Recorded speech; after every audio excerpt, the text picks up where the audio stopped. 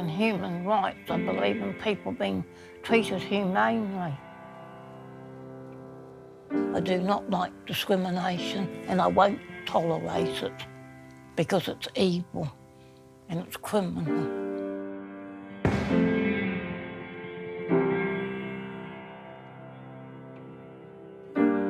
Alison was born in Auckland, New Zealand in 1942. She was one of 4 children. It was a traumatic upbringing in the leafy suburb of Mount Albert. I was born on the 20th of May, 5th month 1942. We lived at Mount Albert at number 32 Gordon Road. It was a very tragic childhood.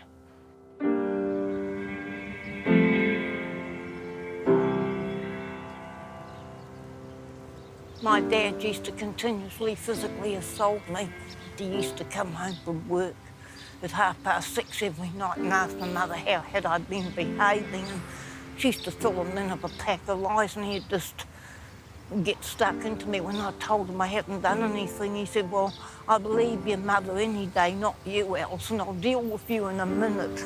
He went into such a state he didn't know what he was doing. My brother Lance had to pull him off me before he really killed me.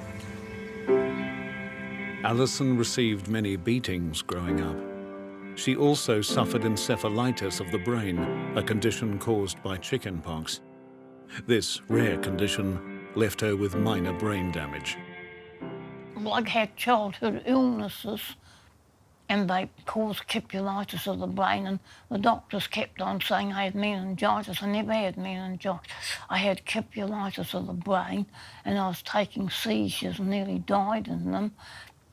Mum told me. Dad said it was touch and go and it caused a brain injury. And people just had weird ideas. They didn't know how to handle stuff like that in those days. They had never heard of a lot of things. At 8 years old, Alison was driven by her parents to Kingseat, a new government institution set up to house people with perceived mental illness.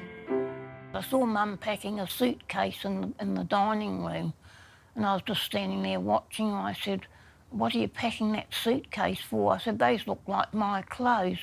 Where am I going? And she said, you're going to your Auntie Pat's for a week's holiday. And the next morning, Dad carried out the suitcase, put it on the back seat of the car. I got in the front seat with Dad, and Dad kept on driving and driving and driving. I said, where am I going? I said, we must be nearly there. He said, it won't be long. And next thing, he turned into this long driveway with palm trees, beautiful gardens, and there was this white building in front, and I saw nurses and doctors there. The doctors had white coats on, and I said to my father, I said, this looks like some type of a hospital. I've had a dirty trick played on me. Sure enough, I was right. That was so they could lure me there. If I'd have known, I wouldn't have gone. I would have run away from home and I wouldn't have been seen for dust. That was the room I was locked up in. That one there brings back memories. Brings back bad memories. When Dad had finished signing the papers, they gave me a bath and I said, I want to go home. I don't like this place. They said, if you can behave yourself for a fortnight, you can go home. And I was 6 months in that, locked up in that observation ward of all those women. See the shutters on the windows? I've been in those sorts of rooms, locked up for weeks. I remember those shutters, though it was yesterday. I used to get dragged down the corridor by staff by the feet and the hair, and they throw me into a seclusion room there. I said, what are you keeping me here for? You're falsely imprisoning me. I shouldn't be here. And I screamed and screamed and screamed at them, pleaded with them to let me out. The treatment of patients was appalling, I'll tell you right now. Disgusting. My parents got me out of that place in the finish because they were just letting me run wild, and I was sexually assaulted at knife point by a male patient there when I was aged 11. I just went to the bushes to pick some flowers and he followed me and he threatened me at knife point, and it was horrible what he did, and I reported, and they brought all these guys up the next day and I pointed them out to them, and they said he got into trouble for it. They locked him up. I told my parents when they came, and they said, that's it, we're getting you transferred out of here to the other hospital. And I said, take me home and don't have me transferred to any more of those hospitals. I want to come home. I want to live a normal life. I don't need to be in these hospitals. They wouldn't listen to me.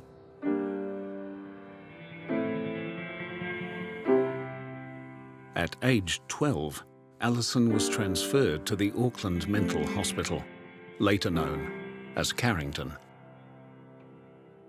I stayed at the Auckland Mental Hospital till my late 40s. It was a horrible place.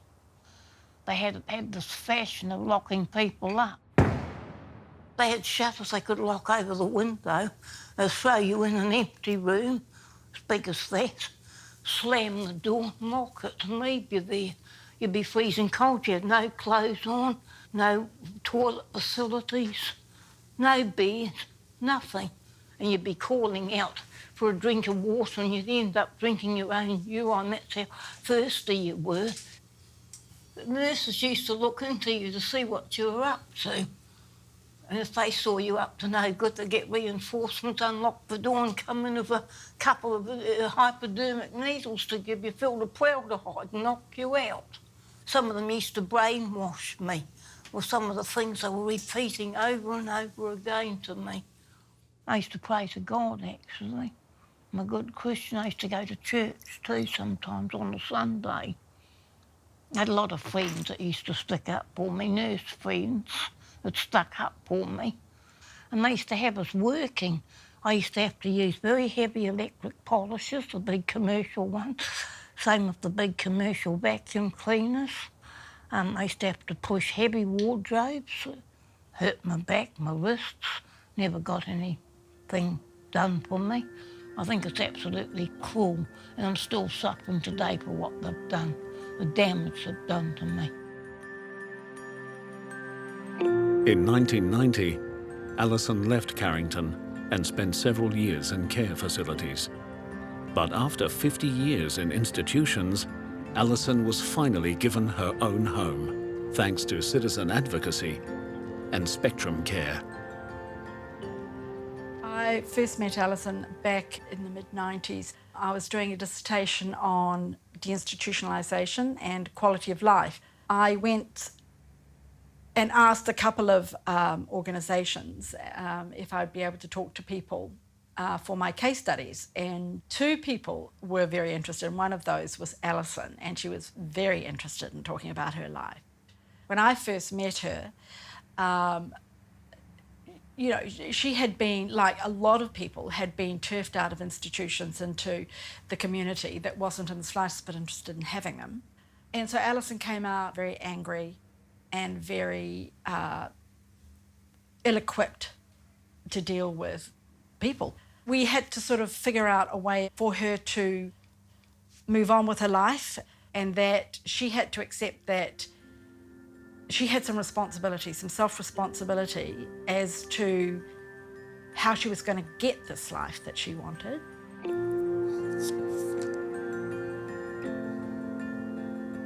I read in the paper about patients making claims against the government and taking certain parties to court. So I thought, well, I'm going to get the ball rolling, and that's exactly what I did. I picked up the telephone, and next thing I had solicitors from Wellington coming to see me. I found out I'd never had a mental illness, never had an intellectual disability.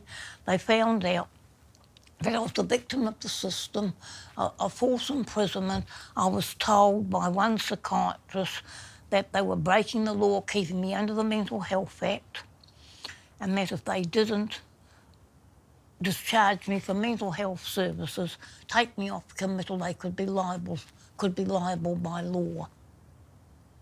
19th of April 2012, you have a claim seeking compensation for the suffering and distress you endured as a patient at King's Seat and Carrington hospitals. Your experiences were clearly traumatic, and I can only imagine how vulnerable you must have felt. And I offer my heartfelt apologies for all that you have had to endure. I genuinely hope that my acknowledgement of your claims and this apology will help you to bring some closure to these past experiences, give you a sense of peace and help you move forward positively with your life. I am encouraged that what you experienced should not be repeated today. I'm glad I made that court case because I've been told that it's going to leave avenues open for other people to do the same. But unfortunately, things take time to improve, don't they?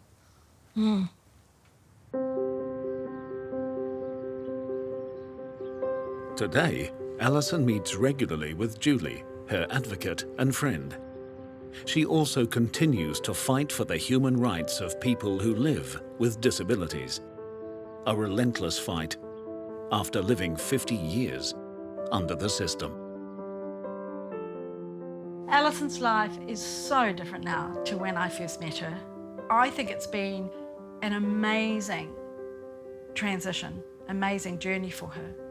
I think she is in a happy place, but she will always say that there's room for improvement.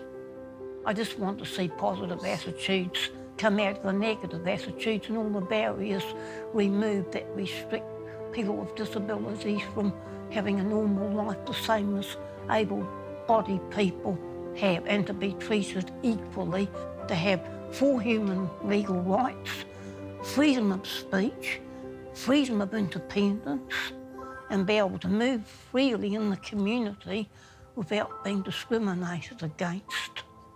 And that's what human rights is all about.